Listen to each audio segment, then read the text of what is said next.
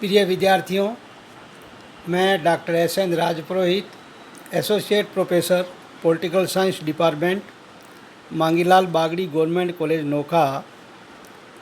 आज हम BA part second के लिए selected political system question paper में थर्ड यूनिट में स्विट्ज़रलैंड के संविधान के बारे में चर्चा कर रहे थे। लगातार स्विट्ज़रलैंड के संविधान के बारे में महत्वपूर्ण विषयों के बारे में आपको जानकारी दी गई। इसी क्रम में आज हम विश्वविद्यालय परीक्षा में पूछे जाने वाले स्विट्ज़रलैंड के संविधान के बारे में लघु उत्तरात्मक महत्वपूर्ण प्रश्नों के बारे में चर्चा करेंगे। सर्वप्रथम स्विट्ज़रलैंड के संविधान में प्रश्न पूछा जाता है, लैंड्सजीमाइंड से आप क्या समझते हैं, या प्रारंभिक सभाएं क्या होती है, उसके बारे में चर्चा करेंगे। विद्यार्थियों, आज 20वीं शताब्दी में प्रत्यक्ष लोकतंत्र को अतीत की शासन व्यवस्था माना जाता है, किंतु स्विट्ज़रलैंड में एक पूर्ण तथा 4 अर्ध कैंटोनों में प्रत्यक्ष लोकतंत्र प्रचलित है। इन कैंटोनों में विधानमंडल चुने हुए प्रतिनिधि नहीं होते हैं और विधानमंडल का कार्य साधारण सभा, जिसे स्विट्ज़रलैंड में लैंड्सजीमाइंड कहा जाता है। इन कैंटोनों में वर्ष में एक बार प्रारंभिक सभाएं होती है, जिसमें 20 वर्ष वाले स्त्री पुरुष भाग लेते हैं और अगले वर्ष प्रशासन चलाने के लिए एक प्रशासनिक परिषद का गठन किया जाता है, जिसके प्रधान को लैंड्समैन कहते हैं। लैंड्सजीमाइंड्स का मुख्य कार्य बजट को पारित करना, गत वर्ष के प्रशासनिक कार्यों की रिपोर्ट पर वाद विवाद करना तथा यह सभा कैंटोनों में न्यायाधीशों की नियुक्ति करती है। लॉयड तथा हॉब्सन के अनुसार प्रभुसत्ता जनता में ही निवास करती है और मतदाताओं द्वारा बनी हुई यह सभा लोकतंत्र का श्रेष्ठ उदाहरण है, जिसे रूसो तथा अन्य दार्शनिकों ने वास्तविक लोकतंत्र के कहा है। ये प्रश्न था लैंड्सजीमाइंड के बारे में।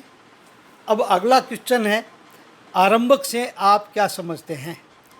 स्विट्ज़रलैंड में लोक निर्णय यदि जनता को कानूनों के संबंध में निषेधाधिकार की शक्ति देता है, तो आरंभक इस संबंध में सकारात्मक शक्ति देता है। आरंभक के द्वारा जनता को किसी भी विधेयक का प्रारूप तैयार करने अथवा प्रस्ताव के रूप में संघीय सभा से ये मांग कर सकती है कि इस प्रस्ताव के आधार पर कानून का निर्माण करें, तो इसे आरंभक कहा जाता है। आरंभक 2 प्रकार के होते हैं, सविन्यासित आरंभक। सविन्यासित आरंभक का तात्पर्य जनता स्वयं ही विधेयकों का पूर्ण प्रारूप संघीय सभा के सामने प्रस्तुत करती है और संघीय सभा बिना किसी संशोधन के जनता के सामने लोक निर्णय के लिए प्रस्तुत कर देती है, तो इसे सविन्यासित आरंभक कहा जाता है। अविन्यासित आरंभक का तात्पर्य होता है, अविन्यासित आरंभक के अंतर्गत जनता विधानमंडल के सम्मुख विधेयक का कुछ निश्चित मुख्य रूपरेखा ही प्रस्तुत करती है, तो उसे अविन्यासित आरंभक कहते हैं। इसके अलावा एक आपको प्रश्न पूछा जाता है, संवैधानिक आरंभक किसे कहते हैं।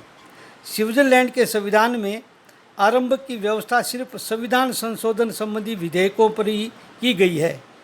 साधारण विधेयकों पर यह व्यवस्था नहीं की गई है, इसलिए इसे संवैधानिक आरंभक भी कहा जाता है।